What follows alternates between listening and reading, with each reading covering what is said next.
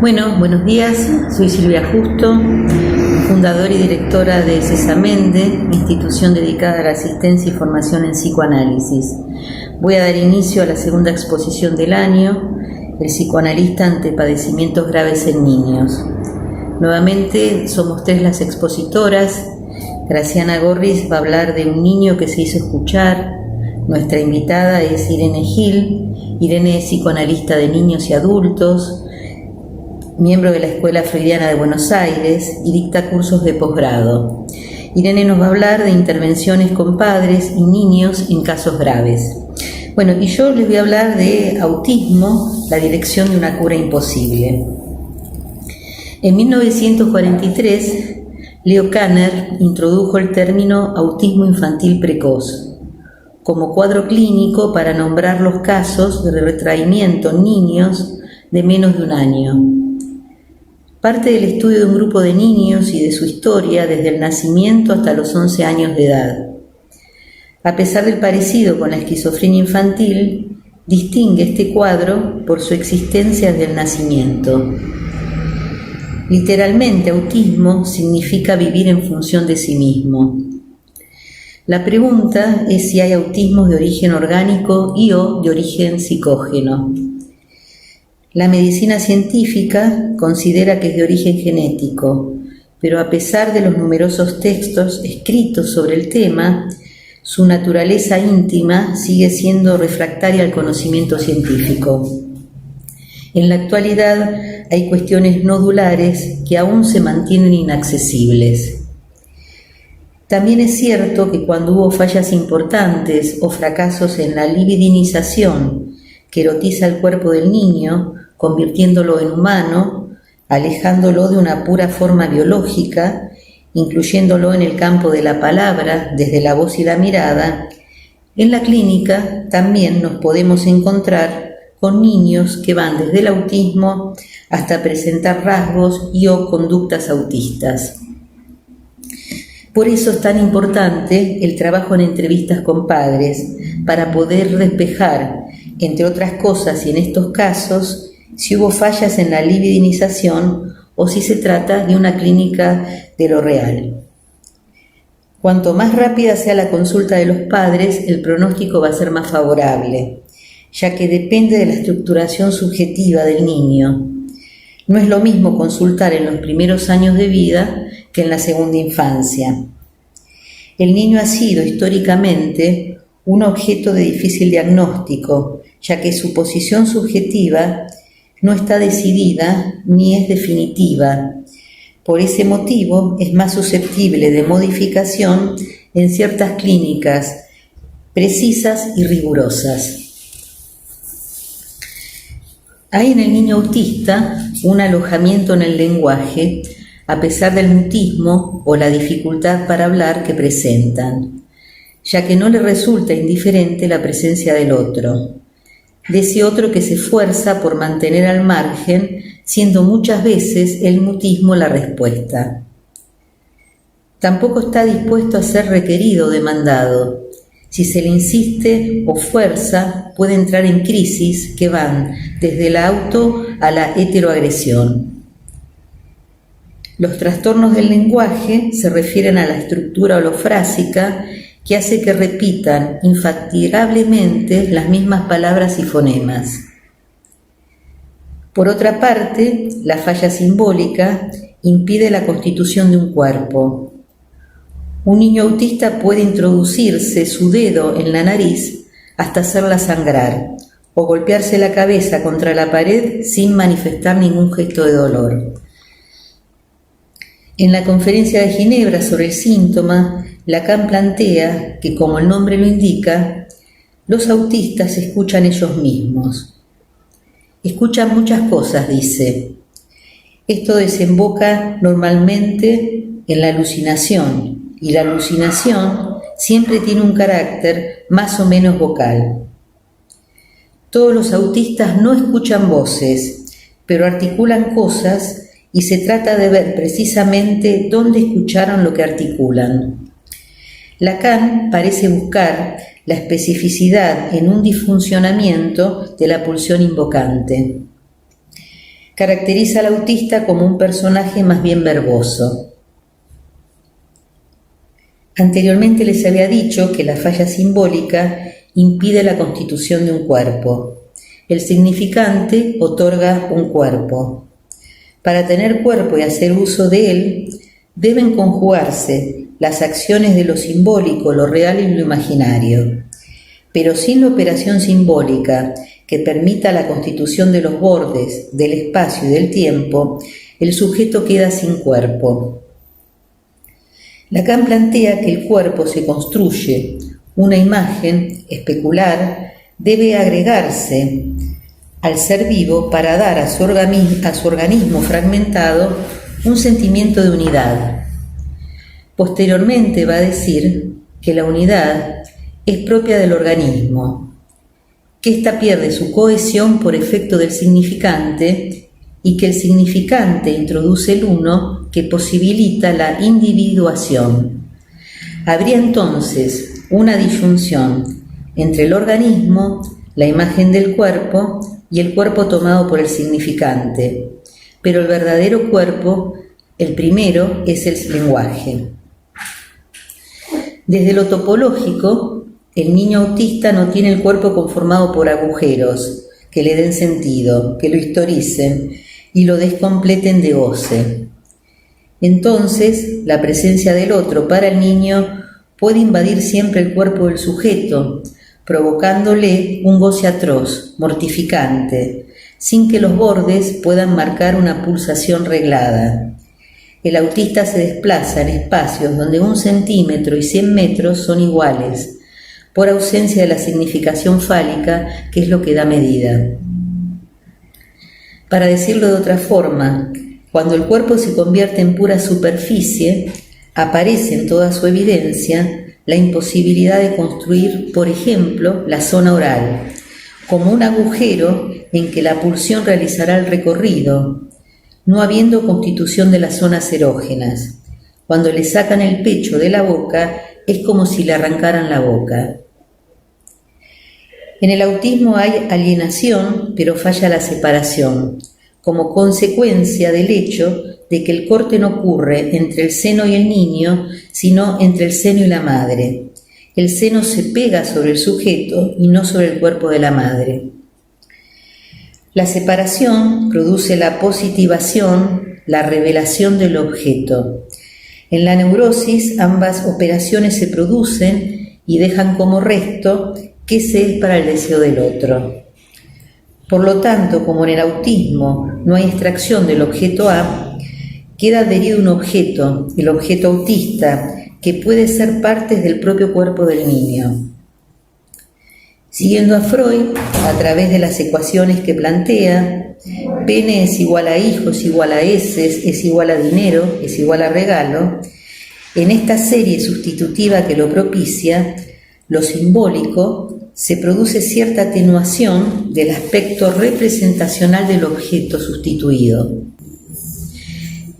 Estas sustituciones no operan si no se hace esa inscripción simbólica. No se puede transformar caca en dinero y en regalo. En el autismo, al no estar ubicado en esta relación simbólica de sustitución con los objetos, no hay diversidad de objetos, entonces queda en lo real del objeto. Como no hay un sujeto porque no se produjo esa separación, esos cortes de los fragmentos del cuerpo, muchas veces, tanto en el autismo como en la psicosis infantil, aparece como síntoma la constipación, sin ninguna causa orgánica, porque hacer caca es como si se separara de un pedazo de su cuerpo. Entonces aparece el objeto autista, que puede ser partes del propio cuerpo, como les dije antes, o partes del mundo externo, experimentados por el niño, como si fuesen su cuerpo. No pueden llegar más lejos de eso porque no hay ni inscripción ni separación de los objetos de su propio cuerpo. El objeto no es simbolizable y por eso no hay sustitución. Entonces el objeto autista no se va a poder reemplazar por otro cualquiera. Obtiene una fijeza que le permite hacerse un borde. Recordemos que el cuerpo en el autismo carece de ellos, es pura superficie. Este objeto le funciona como un armazón consistente cuya función es hacerle de trinchera al goce. Si se lo quita, irrumpe en crisis. Entonces, por presentar una falla simbólica, no adviene al mundo representacional. Queda pegado, alienado a lo real del objeto. No hay operación de separación. Posee lo pulsional desligado que desborda. La constitución del cuerpo también está afectada, ya que no se produce el montaje pulsional en el campo del otro. No hay apertura de zonas erógenas. Hay un goce excesivo tratándose de la pulsión de muerte en estado puro. Hay cosificación, destructividad. Todo esto permite entender por qué no pueden jugar.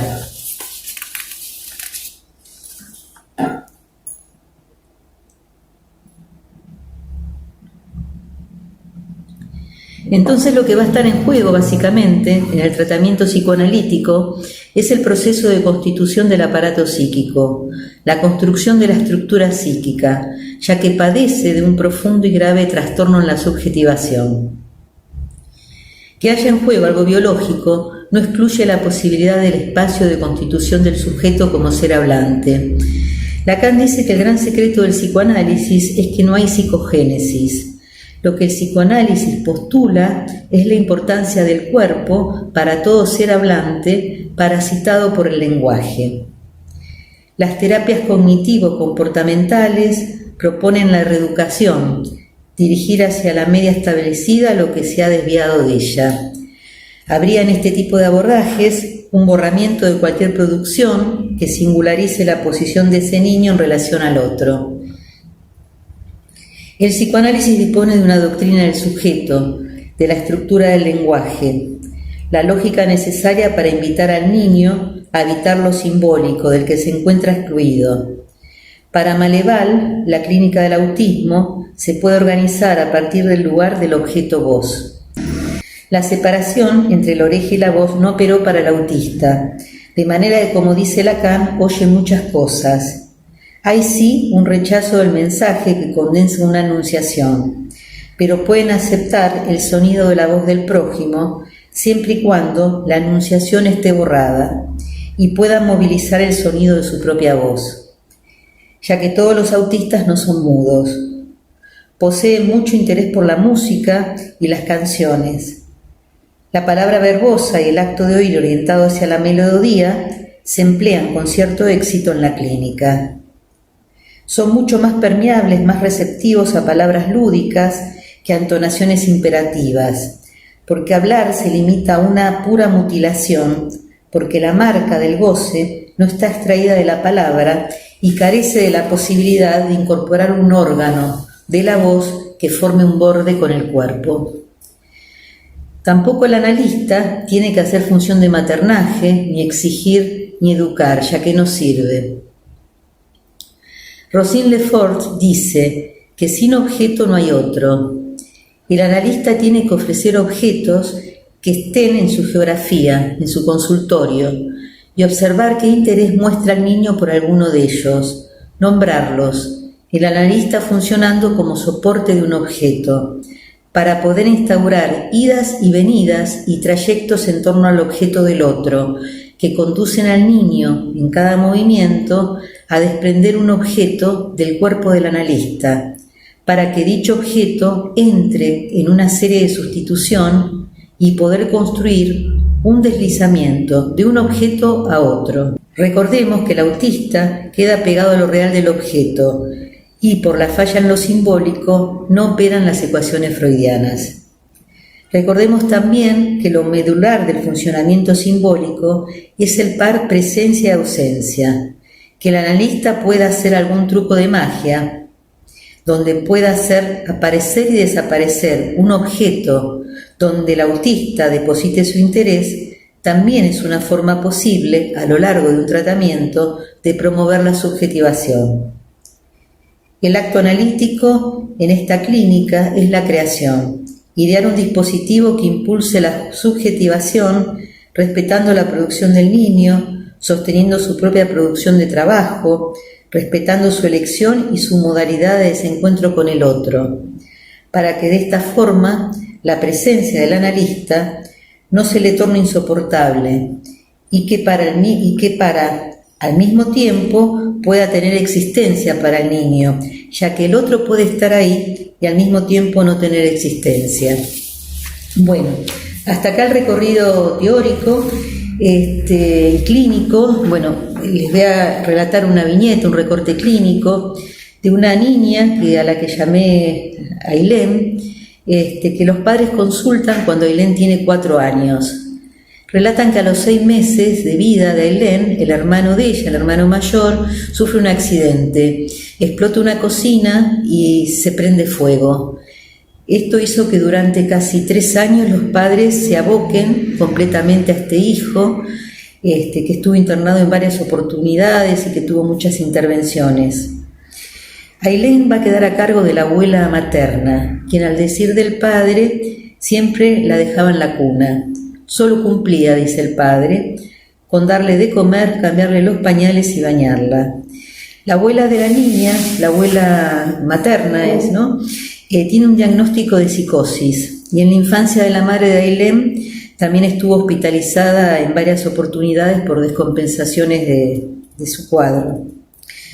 Ailén se presenta sin emitir palabras ni fonemas, no sostiene la mirada, no establece relación con los otros, deambula sola en el consultorio, sin conexión aparente. Los objetos de la bolsa de juguetes los dejo arriba de mi escritorio, pero pasaron muchas entrevistas para que tomara alguno de ellos. Si quieren, más o menos 5 meses, ¿sí?, de entrevistas. Cada objeto que tomaba yo los nombraba: taza, plato, pelota. Cada vez que nombraba uno de ellos, miraba a la nada, ¿sí?, de una forma fija, perdida, y se tapaba los oídos, negándose sistemáticamente al encuentro de mi mirada y de mis palabras. En otros encuentros se los lleva a la boca, siempre los mismos objetos. Empieza a babear, se balancea con su cuerpo. Yo sigo nombrando cada objeto y agrego para qué sirve: taza para beber, plato para comer, pelota para patear. Ya no se tapa los oídos, pero su mirada sigue deambulando como toda ella por el consultorio. En otro encuentro, al llegar al consultorio, hay 2 platos, 2 tazas y 2 pelotas arriba de mi escritorio. Tomo uno de cada uno de ellos y me lo llevo a la boca. Me mira fijamente. En varias sesiones se repite lo mismo, pero ahora cuando lo hago, ella me mira y deja de hacerlo.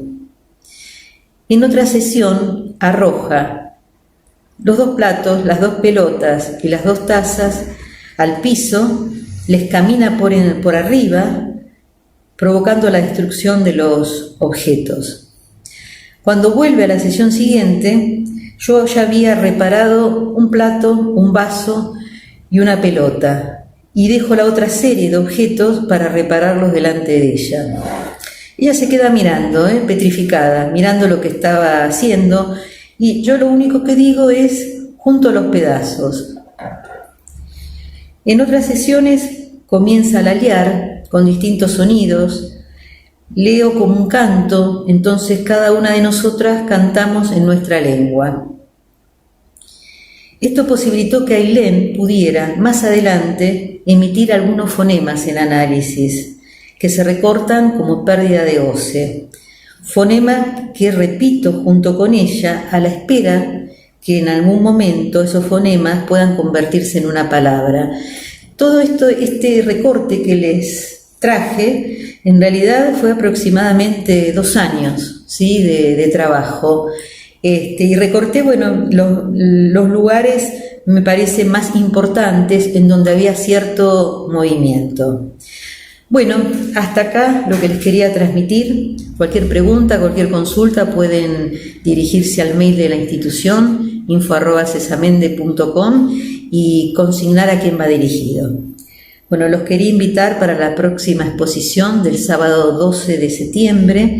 Originalmente iba a ser una jornada sobre el niño, la escuela y los padres, Pero bueno, por razones de público conocimiento, vamos a exponer Graciana Gorris y yo, respetando los mismos temas. Vamos a hablar de los padres, el niño, la escuela y el juego.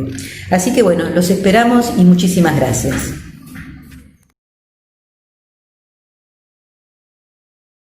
Hola, ¿qué tal? Mi nombre es Graciana Gorris, analista de Cesamende. Bueno, quiero compartir con ustedes un trabajo al que titulé Cuando un niño se hace escuchar. Lo importante de nuestro trabajo en tanto analistas de niños es poder asegurar a un lugar para que despliegue aquello que tiene para mostrar, aquello que sucede, aquello con lo que el niño no puede. Son diversos los modos en que los adultos, adolescentes y niños llegan a la consulta, todos con su singularidad. Pero la particularidad que tiene la consulta del niño y la del adolescente, a diferencia de la del adulto, es que estos llegan al consultorio si un adulto escucha y consiente la necesidad de un tratamiento para ellos, o al menos de una consulta. Muchas veces nos encontramos que el pedido de tratamiento viene desde la escuela, también desde el pediatra, donde los padres a veces no entienden bien qué vieron estos en el niño, qué preocupa del niño a estos. El niño es traído a la consulta. Alguien vio algo que no funciona. Como les decía, puede ser la escuela, el pediatra, pero también a veces los padres también traen su preocupación acerca del niño. Los niños testimonian sobre sus dificultades, sobre las limitaciones con las que se enfrentan. Para esto quiero compartir una observación que hace Dolto, que me pareció interesante y es muy clara para ilustrar esto que quiero mostrar en esta oportunidad, donde observa en niños normales de 20 meses que manifiestan una aguda tensión emocional por el nacimiento de un hermanito, y nos muestra hasta qué punto el adulto forma parte del conflicto. Y dice que en esas circunstancias lo que el niño demanda es la palabra precisa, la palabra maestra, dice ella, usando este término de un paciente. Entonces el niño demanda la palabra maestra que invoca en estado de crisis para que a través de ella pueda conquistarse el dominio sobre algo. El niño reclama el derecho de comprender lo absurdo que le sucede en determinada reacción agresiva suya. Es interesante, ¿no? Que lo que demanda el niño es poder comprender lo absurdo que le sucede en determinada reacción agresiva suya. Ella va a decir: el adulto raramente observa, solo reprueba una intención allí donde el niño presenta un comportamiento que requiere ser descifrado. Al no poder ser leído esto por un adulto, queda el niño a la deriva. Esto se suele escuchar en los adultos, en el tratamiento de adultos, cuando ellos mismos se preguntan: ¿cómo puede ser que mis padres en tal etapa de la vida, de mi vida, no veían lo que a mí me sucedía, no veían que yo no la estaba pasando bien? El niño presenta un texto que requiere ser leído. Y este texto que requiere ser leído, al decir de Lacan en 2 notas sobre el niño, tiene que ver con la estructura familiar. Y va a decir que el síntoma del niño está en posición de responder a lo que hay de sintomático en la estructura familiar. El síntoma, y este es el hecho fundamental en la experiencia analítica, se define en este contexto como representante de la verdad. El síntoma puede representar la verdad de la pareja familiar. Este es el caso más complejo, pero también el más abierto a nuestras intervenciones. Es decir, que el síntoma del niño toca algo de una verdad en el otro que no está dicha, que está silenciada. El psicoanálisis con niños pone al analista frente al cómo es representado el sujeto por un significante para otro significante, y al modo que el síntoma del niño responde a eso que hay de sintomático en la estructura familiar. En relación a esto de cómo el niño se hace escuchar, voy a traer un par de recortes de dos pacientes, ¿no?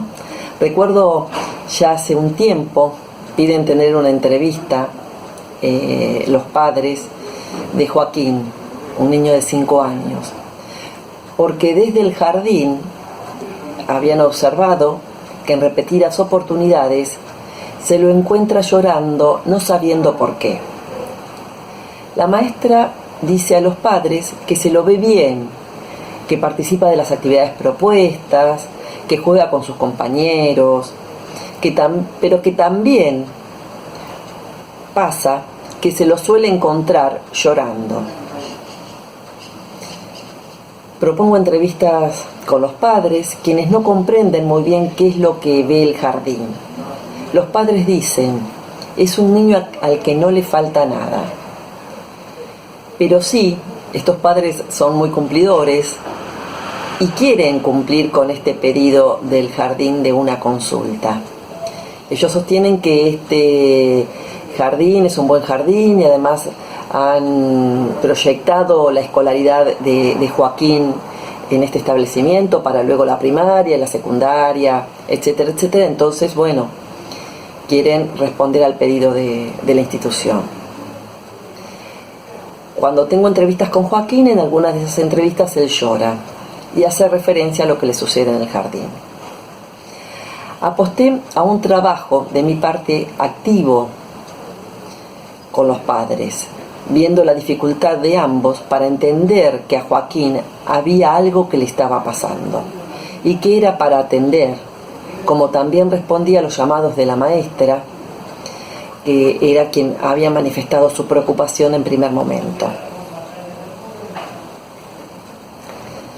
En otra oportunidad, una mamá pide tratamiento por su hijo Damián.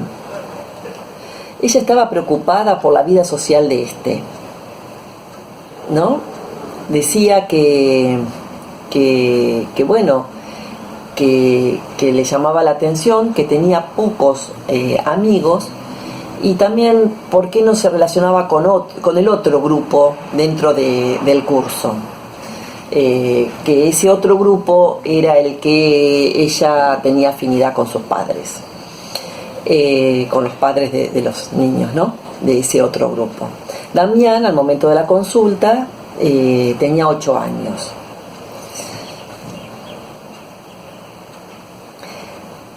Bueno, hasta ahí me daba para pensar, bueno, que era un tema de la madre. Cuando tomo entrevistas a Damián, confirma, ¿no?, que él con sus compañeritos se llevaba muy bien, y que tenía un grupo, y que también era cierto, no tenía muchos amigos, pero eso a él no le hacía conflicto. Habiendo dado la oportunidad a este niño de hacerse escuchar, en entrevistas surge algunas dificultades que él tiene en el vínculo con su padre. El papá también se prestó al tratamiento, si bien hacía tiempo que estaban separados, y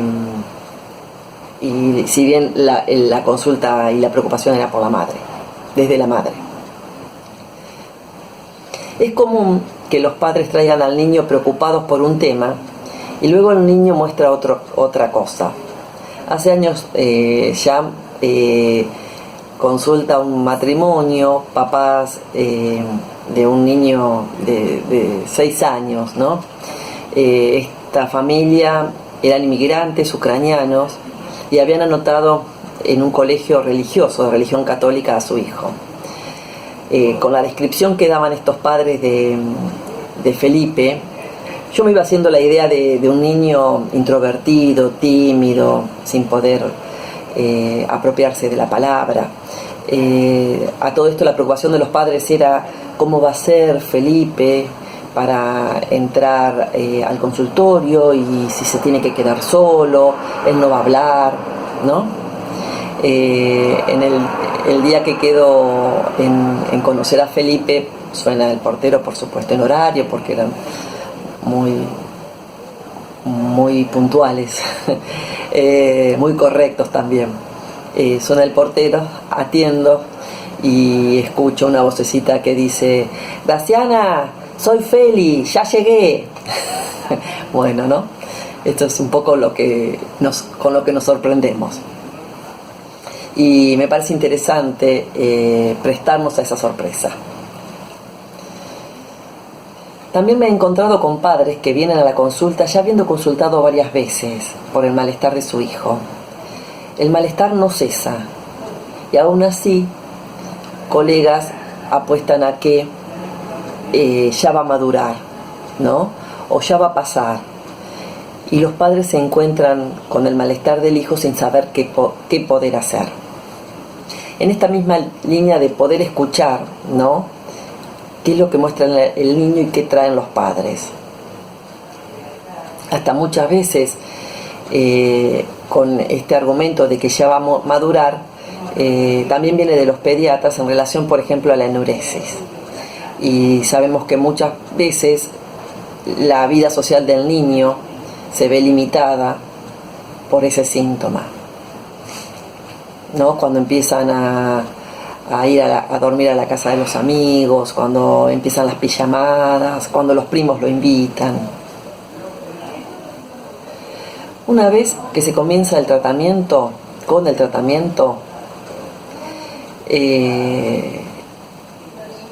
hay que decir también que el tratamiento lleva su tiempo. Y también hay que decir que a los padres se les hace difícil poder entender qué es lo que le pasa a su hijo. Y suele suceder que en el comienzo del tratamiento, en algún momento, los padres preguntan por el diagnóstico. A veces ellos mismos queriendo saber y otras veces motivados y llevados por la escuela. Sobre el diagnóstico, los psicoanalistas somos bastante perezosos para responder a esto. Hay colegas que lo niegan, otros lo evaden, lo posponen. Esto hace mucho ruido para el resto. Esto hace mucho ruido también a los padres, ¿no? Y considero que algo hay que decir. La pregunta que se abre en relación al diagnóstico es ¿para quién? ¿Y para qué es el diagnóstico? ¿Quién lo va a leer? Muchas veces nos preocupa el hecho que el niño pueda quedar etiquetado y así borrar su singularidad, que quede estigmatizado. Quizá el desafío para nosotros sería que pueda aparecer algo de la subjetividad a partir del diagnóstico. Digamos que el diagnóstico no arrase al sujeto, sino que allí, con el diagnóstico, se pueda abrir algo de la subjetividad de este niño. Habría que hacer una diferencia entre ser cauteloso con el diagnóstico y renunciar a él.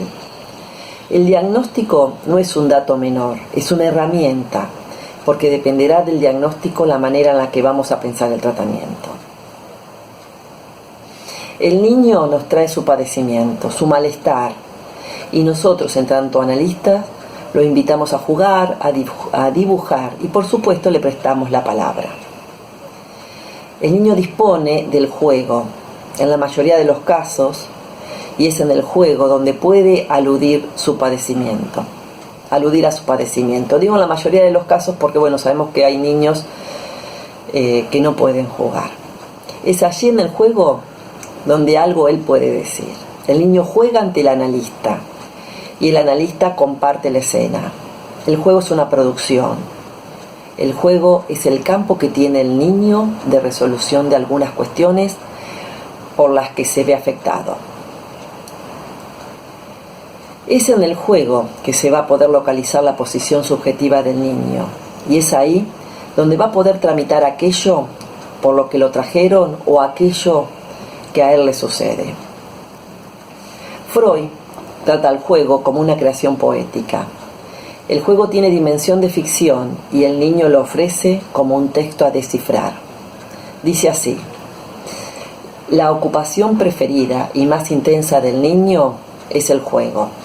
Más adelante continúa diciendo: todo niño que juega se comporta como un poeta, pues crea un mundo propio, o mejor dicho, inserta las cosas de su mundo en un nuevo orden que le agrada. Toma muy en serio su juego, emplea en él grandes montos de afecto. El niño no juega para los adultos, pero tampoco lo oculta. En el juego el niño recrea su posición de sujeto. El juego es ficción que da lugar a la subjetividad. A los padres se les hace difícil comprender cómo el niño se va a curar de lo que padece si en sesión juegan y suelen preguntarnos: ¿habla de lo que le pasó? ¿Te contó lo que hizo? ¿Dijo lo que los otros días? Bla, bla, bla. Por esto, también considero en el tratamiento con niños comunicarse con los otros con los que el niño comparte. Por supuesto, atendiendo la singularidad de caso por caso. Y cuando me refiero a otros que comparte, con quienes comparte el niño, me refiero a los padres, maestros, fonoaudióloga, médico o profesionales que atiendan al niño. Considero que es así que se logra un tratamiento posible para este. Bueno, queda abierta la posibilidad a preguntas. La pueden hacer a través del correo electrónico de la institución, que es info@cesamende.com. En el asunto aclaren que es hacia este trabajo.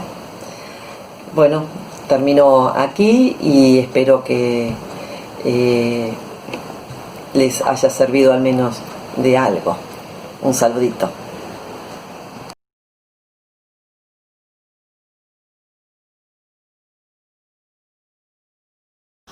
Hola, buenos días a todos. Bueno, es un gusto para mí estar aquí hoy con ustedes para compartir estos encuentros que propone la institución Cesamende. Y en primer lugar quiero agradecer a Silvia Justo la invitación. Mi nombre es Irene Gil y hoy vamos a hablar de las intervenciones del analista con niños y padres en casos graves. Bueno, en una primera parte de esta reunión entonces voy a empezar situando los tiempos de la constitución subjetiva. Después voy a trabajar la demanda de tratamiento para pensar las particularidades en la clínica con niños y finalmente las intervenciones del analista con los niños y con los padres. Entonces, bueno, en primer lugar vamos a situar el tiempo del infancia, ¿no? ¿Cómo lo pensamos desde el psicoanálisis? Un niño, para constituirse como sujeto, necesita contar con el deseo del otro, al que llamamos otro primordial.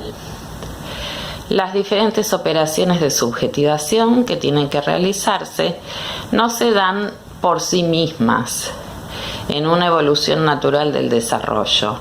Son operaciones que se producen en ese intercambio del otro con el niño. Se producen o quedan complicadas o detenidas por dificultades y accidentes que habrá que situar en cada caso. ¿Sí? Entonces, no es que se trate de una evolución natural y espontánea. Tiene que ver con operaciones simbólicas que se van a producir o no. Freud ya señaló la situación de indefensión en la que nace el cachorro humano, que para vivir necesita de la asistencia de un otro. Sin esa asistencia, el bebé no sobrevive porque no es capaz de alimentarse por sí mismo o moverse para procurarse el alimento. Lacan plantea que el niño se constituye en el campo del otro. En este sentido, hay una anterioridad del lenguaje que va a constituir al niño, quien para entrar a la vida humana tiene que entrar en un campo significante. Respecto de las operaciones necesarias para la constitución subjetiva, sitúa un primer tiempo de alienación al que Lacan llama pasaje al acto de la alienación, que es un tiempo estructural, no es el pasaje al acto que conocemos, que hablamos en la clínica de adultos. Es un tiempo estructural, donde el niño entra al campo del otro, y si se produce la alienación, incorpora el lenguaje que no es propio, le viene del otro, y al incorporar el lenguaje, se hace símbolo. El amor del otro le permite donar su falta. Le falta algo, desea a su bebé, demanda al niño, significa algo, ocupa un lugar en el espacio del otro, Así libidiniza un cuerpo y se constituye el cuerpo pulsional del niño. La madre transmite un apetito fálico. No se trata solo de cuidados de necesidades fisiológicas, se trata de la transmisión de este apetito, de este deseo, de este espacio en el otro para el niño. Sabemos por casos históricos, experiencias históricas que se han relatado de cuando la crianza se reduce a la satisfacción de las necesidades fisiológicas, no se constituye un sujeto, ¿sí? Lacan en un texto dice: es necesario que este deseo no sea anónimo, o sea, que haya un otro particular que aloje al sujeto por venir, por supuesto. Entonces, el don del otro es no retener al niño como objeto de goce, porque ama al niño, no lo va a retener para su goce, para taponar su falta. Entonces, por un lado, en esta apetencia fálica, no lo va a consumir a pleno, no va a quedar retenido eternamente como su objeto, como objeto del otro, Por el amor, el otro va a donar la falta. ¿Qué quiere decir esto? Que no va a retener a su objeto a perpetuidad. Pero pueden suceder accidentes o dificultades en estos tiempos instituyentes. Por ejemplo, una madre que esté atravesando un duelo y entonces el niño queda retenido para taponar ese dolor.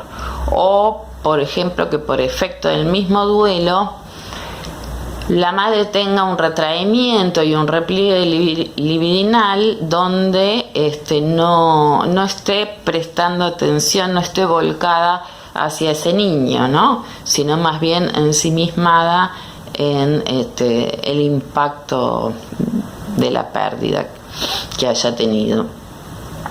Entonces, de todos modos, se trata de pensar cómo las contingencias, porque estas serían cuestiones contingentes que pueden presentarse, pero no es la contingencia en sí misma lo que afecta, sino es cómo impacta cada contingencia en una estructura psíquica o constelación psíquica determinada. Digamos, no todo duelo va a impactar del mismo modo en todas las personas. Entonces, cuando hablamos de contingencias, tenemos que pensar, bueno, cómo en cada psiquismo, cómo se resuelve en cada psiquismo, cómo se procesa, ¿no?, el accidente, lo traumático inesperado en cada subjetividad individual. Bueno, volviendo entonces a lo que estaba diciendo sobre el otro primordial, vehiculizado por el amor, dona la palabra y también la falta. Un hablar amoroso permite alojarse en la falta del otro. Se van recortando orificios pulsionales y permite que se produzca la intrincación pulsional. La demanda del otro impacta en el cuerpo del niño. El resultado es la constitución de la pulsión y la pérdida del organismo. O sea, se pierde lo somático y se constituye la pulsión. Entonces, ¿a qué llamamos intricación pulsional? Cuando una madre mira a un bebé o busca su mirada, a la vez habla, lo acaricia mientras lo alimenta, por ejemplo. Entonces, diferentes pulsiones se están poniendo en juego, se van trenzando y autolimitando unas a otras. Ahora, cuando, por ejemplo, un ejemplo de esto sería, cuando comemos, nosotros ya adultos, ¿no? No comemos de cualquier modo, comemos con un cuidado de la escena. Siempre lo escópico está presente, ¿no? En la presentación de los platos, en los tiempos, no empieza en una cena de varias personas, no empieza a comer uno en el momento que se le ocurre, ¿no? Hay un tiempo de iniciación, hay una cantidad de entrecruzamiento de pulsiones que se ponen en juego. Ahora, hay, por ejemplo, que esto es diferente a por ahí el atracón de la bulímica, ¿no?, que es en soledad, asocial, sin cuidado escénico, digamos, lo escópico no está limitando esa pulsión oral. Entonces, intrincación pulsional, hablamos de esto, ¿no? Que las diferentes pulsiones, que en un inicio Freud dice, bueno, son regiones de goce, zonas, áreas corporales de goce que producen satisfacción al niño, pero todavía no están ordenadas en un uno, todavía no hay un uno del cuerpo, ¿no?, sino fragmentos pulsionales. Entonces, la posibilidad de alojarse en la falta del otro no siempre sucede. Lacan, en 2 notas sobre el niño, plantea 2 lugares posibles en el otro primordial para un bebé que está por constituirse. Dice: el síntoma del niño está en posición de responder a lo que hay de sintomático en la estructura familiar. Puede representar la verdad de la pareja familiar. Plantea que es la situación más abierta a nuestras intervenciones. Otra posición es cuando el síntoma que llega a dominar compete a la subjetividad de la madre. El niño está involucrado directamente como correlativo de un fantasma materno. El niño queda expuesto a todas las capturas fantasmáticas. Se convierte en el objeto de la madre y su única función es revelar la verdad de este objeto. El niño realiza la presencia del objeto, satura de ese modo, sustituyendo a ese objeto el modo de la falta en que se especifica el deseo. Entonces, hasta aquí la cita de Lacan. Yo quiero subrayar ahora, el niño realiza la presencia del objeto.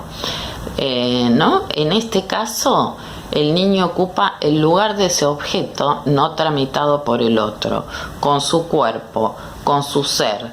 Está dificultado el lugar del no todo, la articulación a una terceridad y la transmisión de la falta en la estructura. Sí, entonces fíjense que en estas dos posiciones que plantea Lacan, la clave está en representa, ¿no? Para el primer caso que decía representa, que quiere decir que hay metáfora, hay sustitución, a realizar con su ser el objeto del fantasma materno. Entonces se puede disponer de la mediación paterna o carecer de ella. Los niños con problemas graves tienen dificultado el juego, la palabra, la mirada, no se relacionan con otros. Es importante la consulta temprana cuando se observan repliegues o estancamientos en las conquistas de los niños pequeños. Por ejemplo, si dejó de mirar o si pronunció unas pocas palabras y después dejó de hablar. Porque hay tiempos del sujeto que pueden caducar si no se consulta tempranamente. En casos de atención temprana con niños pequeños, muchas veces es en el análisis donde se pronuncian las primeras palabras o se constituye la alternancia simbólica Fordá que Freud señaló a partir del juego con el carretel de su nieto. Entonces, bueno, pasamos ahora a la demanda de tratamiento. Bueno, antes quería comentarles brevemente que, bueno, luego de este tiempo de alienación, viene el tiempo de separación. O sea, no es que sean cronológicos, ¿no? Esto se produce en los primeros tiempos de constitución subjetiva, pero son como momentos lógicos que situamos, ¿no? Entonces, en ese tiempo de separación, ¿qué es lo que sucede? Lacan plantea esta pregunta del ¿qué me quiere?, ¿no? Que es una pregunta fundamental, no solo de la infancia, también de la adultez. Entonces, el momento de separación es cuando un niño puede darse una respuesta a qué quiere el otro de él, ¿no? Esta respuesta ya es una producción propia, si bien hecha con los significantes del otro, el desgajamiento de un significante que va a ser la respuesta es una producción propia del sujeto. Bueno, entonces ahora sí pasamos a la demanda de tratamiento. Cuando se consulta por un niño, tenemos que ubicar en primer lugar de quién o quiénes proviene la demanda de tratamiento. Puede ser la escuela, el médico, pueden venir de consultas anteriores con estudios neurológicos ya realizados que dieron normales. También es importante cómo se formula el pedido de tratamiento y la implicación de los padres en dicho pedido. Forma parte del análisis de niños el trabajo con los padres, es decir, el establecimiento de la transferencia también se hace con ellos. Pueden venir con un diagnóstico formulado por algún médico que, lejos de ser propiciador, resulta una nominación aplastante, cosificante para el niño, que lo deja en un lugar limitante de no puede, no entiende las palabras, no le da. Los padres del niño pueden estar más o menos implicados en la problemática. Puede formularse una demanda al estilo resuelva este problema, sin estar ellos mismos dispuestos a interrogarse o modificar algo en los modos de los goces que se efectúan sobre el niño. Entonces, un aspecto importante y central de la clínica con niños es cómo llevar la transferencia con los padres, puesto que son ellos quienes sostienen el tratamiento y quienes pueden darlo por terminado también. En las entrevistas con los padres recibimos las demandas respecto del niño, las expectativas y frustraciones, donde se expresa la distancia entre el niño ideal que formulan los padres o que esperan los padres y el niño real. Uno de los efectos es que al entrar las demandas y goces parentales en el dispositivo analítico, dejan de estar totalmente soportadas por el niño, soportadas en el sentido de sostenidas, ¿no? Produciendo un cierto alivio del peso que es soportar una demanda. Muchas veces los padres empiezan a tener subjetivamente un tiempo de espera respecto de esas demandas, ¿no? La espera para ir a contarle al analista, para la entrevista con el analista, de esa tensión que genera sus anhelos frustrados, que antes caían directamente sobre el niño. Digamos, esto es un primer efecto de la entrada en transferencia de los padres al trabajo analítico. Por otra parte, es muy difícil que un niño levante sus síntomas si no se modifica algo del lado de los padres, ya que un síntoma es algo que sucede entre las demandas de los padres y el particular modo de respuesta que cada niño da a esas demandas.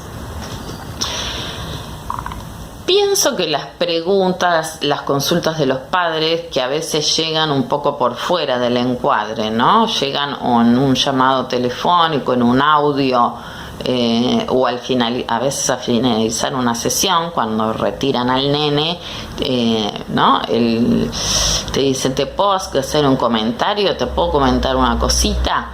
¿Podemos hablar un minuto? ¿No? Entonces, ¿qué hacer con esas intervenciones de los padres? ¿No?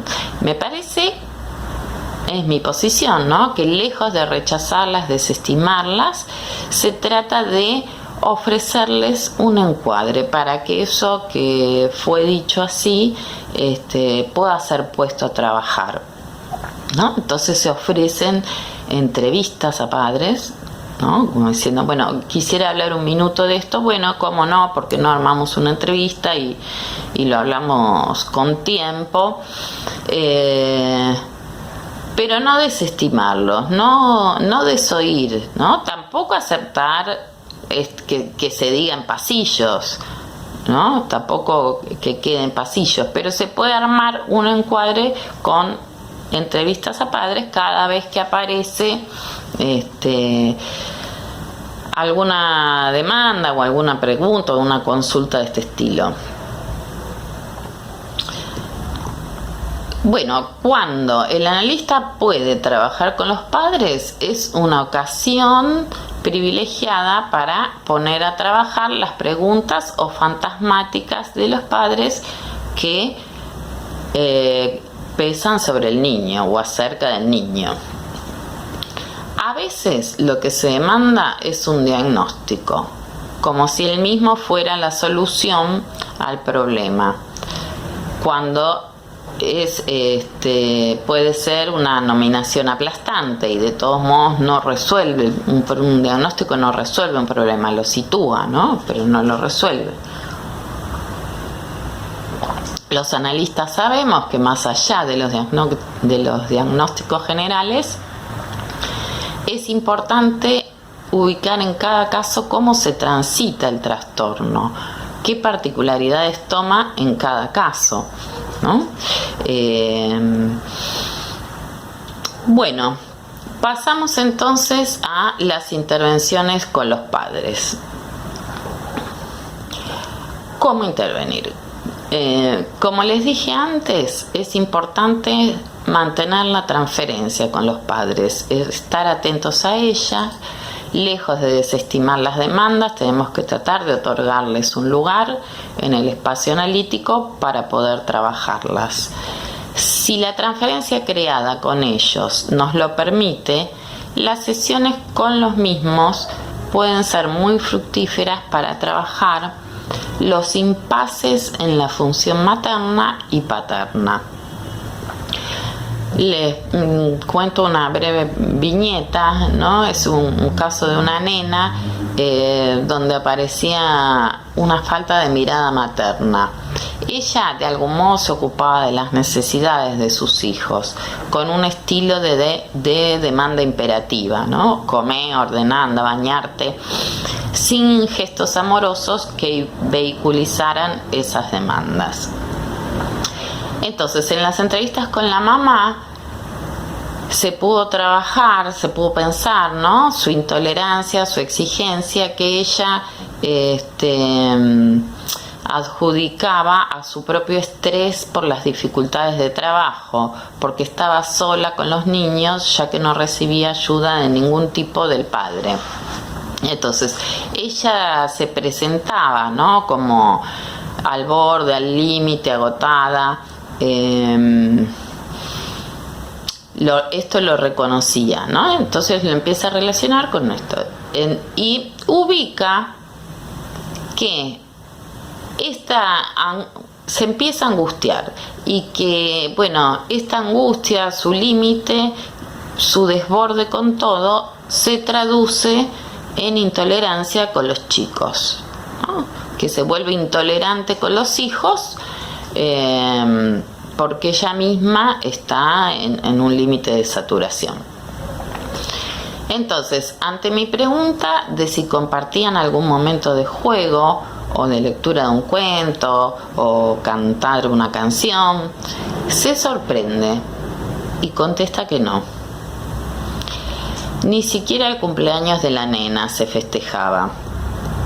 Entonces le propongo que construya un momento lúdico con la niña y con los hermanitos algunos días de la semana. Esto va a ir produciendo cambios. Empieza a llevarlos a la plaza y a jugar con los chicos. Entonces, ¿qué efecto produjo? Algo de lo afectivo empezó a circular, algo de lo afectivo de ella, ¿no? Empezó a circular, fue tomando otra posición en su función, habilitó también algo del relato de la propia historia que estaba clausurado, ¿no? Algo del contar la historia, del contar las vicisitudes de su vida. Bueno, entonces, ahora vamos a pasar al punto de las intervenciones con los niños, donde me voy a centrar fundamentalmente en el valor del juego, la importancia del juego en el trabajo con niños y por qué y la eficacia que esto produce, ¿no? Porque el juego va produciendo una eficacia subjetiva. El trabajo con niños nos sitúa en una clínica que opera en los bordes de la palabra, con aquello que no puede ponerse en discurso, límite estructural de lo simbólico que no captura completamente lo real, pero con características particulares en la niñez, puesto que estamos en tiempos instituyentes donde la dimensión simbólica no ejerce plena eficacia en el sentido de que el sujeto no ha logrado una plena apropiación, puesto que todavía depende en lo real del otro primordial y no se ha completado el pasaje por el primer tiempo constitutivo que permite el tránsito hacia la posición de sujeto con sus propias marcas significantes, coordenadas de una escritura subjetiva. El analista interviene en los puntos donde el niño se perpetúa como objeto del o de los fantasmas parentales, obstaculizando el camino de su subjetivación. Podemos decir entonces que el juego es productor de trazos simbólicos que van poniendo un borde a lo real y ordenando el bagaje recibido por el niño, ¿no? Que muchas veces quedan como mociones de goce o de demanda inconsciente que no tienen nombre. En el momento de la ubicación de un trazo, el sujeto puede disponer de significantes para nombrar la opacidad de un goce que ejercía su eficacia soportándose como masa de goce en lo real. A partir de una anotación, de una escritura, digamos, se transforma en lo real. Se produce una torsión de goce, ¿no? Lo importante de esto es que antes de la escritura no es que no existía, que existía, pero como goce opaco, como goce que ejerce una eficacia, pero que no tiene nombre. Entonces, el efecto escritural es de pérdida de ese goce. Y produce también un efecto de sentido que descompleta el compacto sentido del otro, para el cual no tenía elementos desde donde sustraerse, con la consiguiente encerrona subjetiva que esto planteaba. Entonces, hay juegos estructurales y estructurantes propios de cada tiempo de la subjetivación de un niño. Freud señala el Fordá, ¿no? En el juego que observa de su nietito, como el primer par simbólico. Ford y Da, dos lugares, dos significantes, que escriben la ausencia materna. Recuerdan que Freud dice que, bueno, el tema era que la madre del nene se ausentaba, y entonces el nene hacía este juego como intento de simbolizar esa ausencia. Entonces va situando la pérdida de objeto y a la vez dos lugares, afuera y adentro. Bueno, después otro de los juegos que es absolutamente general, ustedes habrán visto que lo hacen todos los nenes, que sería de sustracción de la mirada omnipotente del otro, que es, por ejemplo, las escondidas, o cuando los nenes chiquitos se tapan los ojos y se descubren y sonríen en esta nueva reencuentro con la cara familiar, ¿no? Y que es realizado muy a repetición. O por ejemplo, cuando los nenes vienen al consultorio y se esconden debajo del escritorio, ¿no? Juegos de sustracción de la mirada, de salir del campo de ese ojo que todo lo ve. Bueno, más adelante vendrán los juegos edípicos de investigación sexual, juegos de representación de personajes adultos, por ejemplo la maestra, la mamá, el papá, que anticipan futuros lugares para el yo. En la latencia serán importantes los juegos reglados de incorporación y cumplimiento de la ley, ¿sí? Donde los chicos, por ejemplo, ponen mucho interés en que se cumpla la ley, ¿no? Es el tiempo de no, hiciste trampa, no, eso no está bien, como del respeto de la ley. Por eso decimos, bueno, un tiempo de incorporación de la ley, de la norma. Entonces, ¿qué se escribe a través del juego? La operatoria que el juego pone a funcionar es el movimiento de ciertas imágenes de sí y de los otros que se van constituyendo en una fijeza. El juego es estructurante de la subjetividad, porque el niño en el juego pierde su yo, pierde una imagen fija que encontró en el espejo del otro, para volver a encontrar una imagen donde, gracias al juego, escribió una diferencia. ¿Sí? Entonces, este tiempo primordial del estadio del espejo, que lo constituyó, que le dio un yo, puede quedar en una fijeza, ¿no? Donde, bueno, depende absolutamente de la mirada del otro o de reflejar esa imagen que el otro espera. Entonces, en el juego se pone en movimiento todo esto, donde el niño reencuentra la imagen, pero gracias al juego, pero alguna diferencia. Entonces, pone en movimiento esta imagen estática de tiempos instituyentes, donde encontró la unidad de su yo y su condición de amable en una exterioridad, ¿no? Porque recuerdan el asentimiento del otro, del tiempo del estadio del espejo, que es donde, bueno, yo encuentro una mirada amable, una condición de amable en esa mirada del otro que ratifica lo que yo estoy viendo. ¿Sí? Por eso decimos en una exterioridad, que es en la exterioridad de la mirada del otro primordial. En ese camino, el yo se viste de nuevas imágenes, nuevos ropajes que son ya producción del niño, que pudo jugar con los significantes del otro primordial. Y en el caso de un análisis, la producción se realiza en la escena del mismo, en el soporte de la transferencia, ¿no? Muchas veces cuando nos consultan es porque el juego está detenido, este juego con los significantes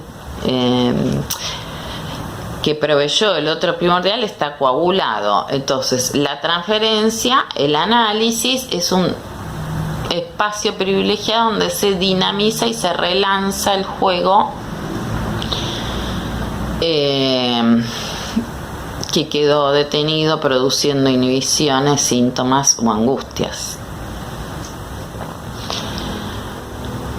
Entonces, ¿cómo un niño que necesita del otro real por el tiempo de estructuración en el que se encuentra puede mover esta imagen coagulada que el otro le propone? Esto también depende, ¿no? Las posibilidades de un niño de recrear esas imágenes, esos tiempos, también depende de la posición del otro primordial. Si el otro primordial es plástico o si está en una rigidez que demanda sé así, sé eso, sé de este modo y no hay posibilidad para el juego. Pero bueno, sostenido en la transferencia y contando con el analista, interviniendo allí donde no hay lugar para el movimiento, ¿no?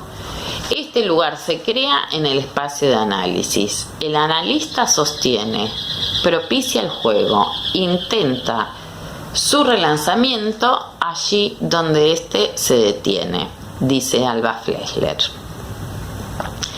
Pero también es importante trabajar con los padres buscando construir un lugar para las nuevas imágenes y posiciones libidinales del niño, puesto que, como señalaba Freud, los cambios en el niño pueden ser fuente de resistencia para los adultos a cargo.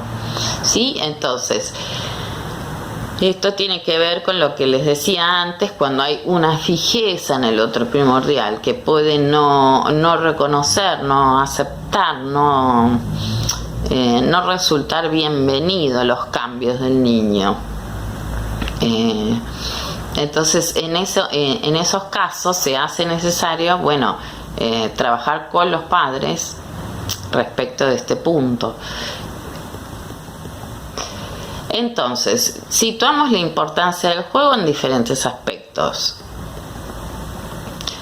Por un lado, es una herramienta fundamental en el armado de la relación transferencial con el niño.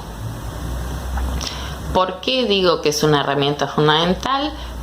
Porque más allá de que un niño es traído, que recibimos las demandas de los adultos, en el despliegue del juego, si se establece una relación de juego entre el niño y el analista, el niño vendrá al consultorio a seguir su juego o a jugar con el analista. Entonces, fíjense cómo es el nudo transferencial, la sustancia más importante de la relación entre el niño y el analista. ¿Sí? En el juego vamos encontrando un más allá de las demandas parentales y es una ocasión privilegiada para conocer al niño, en qué tiempo está, si de exploración sexual, si de angustia de separación, cuál es su movimiento libidinal, cómo son sus enlaces afectivos, cuáles son los tiempos pulsionales o los momentos pulsionales o la modalidad pulsional en ese tiempo. Y el deseo del niño pasa por proseguir con el juego. Entonces, el niño vendrá a jugar y jugando encontrará su posición de sujeto. Sí, a mí me pasaba con un nene que por ahí yo le preguntaba, bueno, ¿y cómo fue tu semana? ¿Qué hiciste? Me decía, bueno, eso no importa, vamos a seguir el juego, ¿no? Estábamos en la historia y continuaba la historia en el punto, porque era como una construcción de historia que se iba haciendo en las diferentes sesiones, con muñecos de peluche, con distintos personajes, y continuaba la historia en el punto que habíamos dejado la otra vez, ¿no? Habíamos quedado que en la excursión a las montañas, y bueno, y venía y se ubicaba en proseguir el juego a partir de ahí. Esto es lo que les digo de la sustancia de la transferencia que establece el niño en el análisis, ¿no? Con el analista también, por supuesto. Ahora, en niños inhibidos es difícil, ¿no?, relanzar el juego porque hay una inhibición del movimiento deseante, de la pulsación, ¿no? El movimiento pulsional está replegado. Y en la clínica con niños graves se nos presenta todo un desafío respecto al juego. ¿Cómo intervenir cuando nos llega un niño ensimismado que no habla, que nos da la espalda o está ausente en la escena? Cuando hay impases en los tiempos instituyentes de alienación y separación. Bueno, en principio les diría que nos proponemos trabajar en pos de su subjetivación, pero es difícil dar consignas generales, ¿no?, como intervenciones generales. Es necesario pensar en cada caso en qué tiempo de subjetivación está detenido el niño y qué intervenciones pueden dialectizar este movimiento.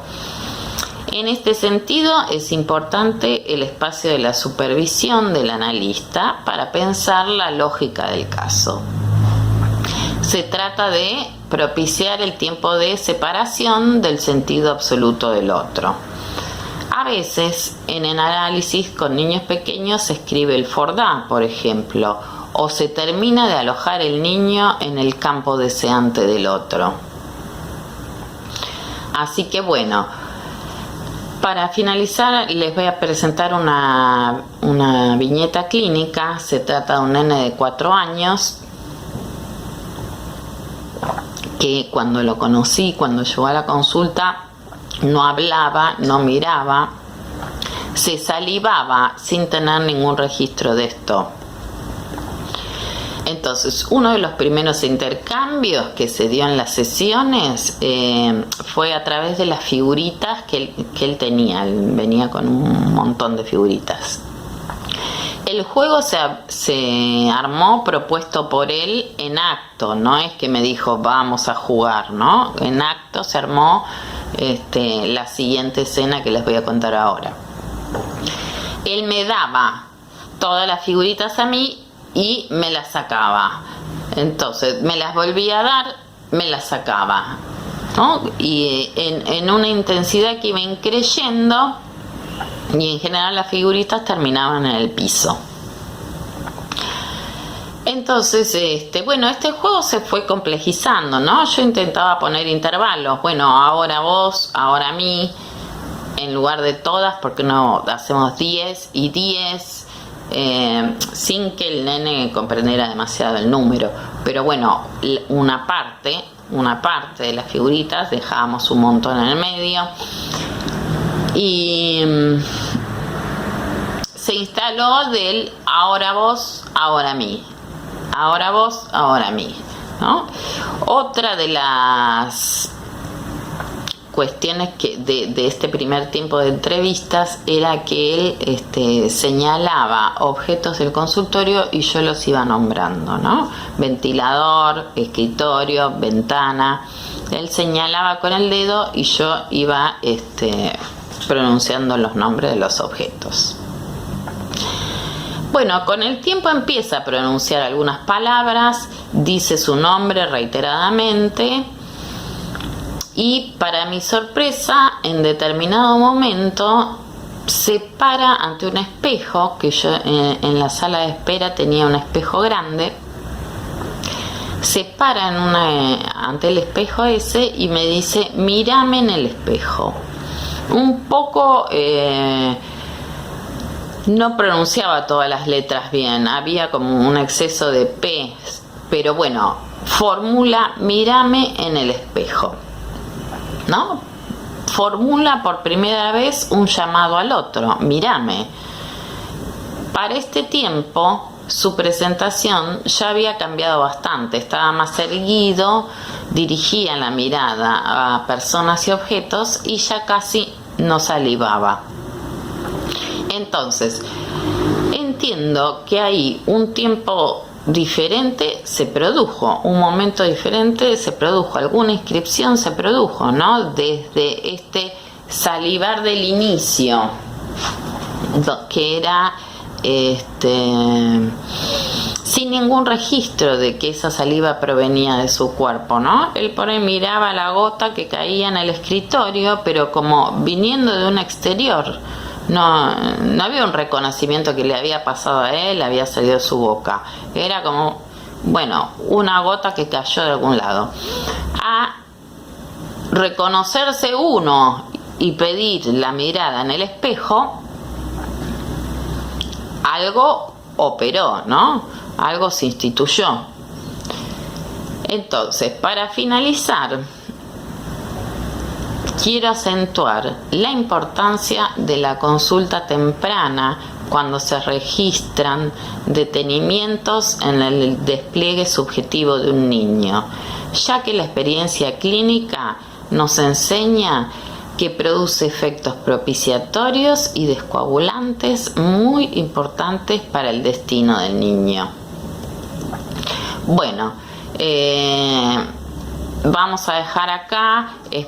Si quiero volver a agradecer a Silvia Justo la invitación a la institución Cesamende, y si hay preguntas, comentarios, supongo que se podrán hacer a través de los canales de Cesamende, me los hacen llegar.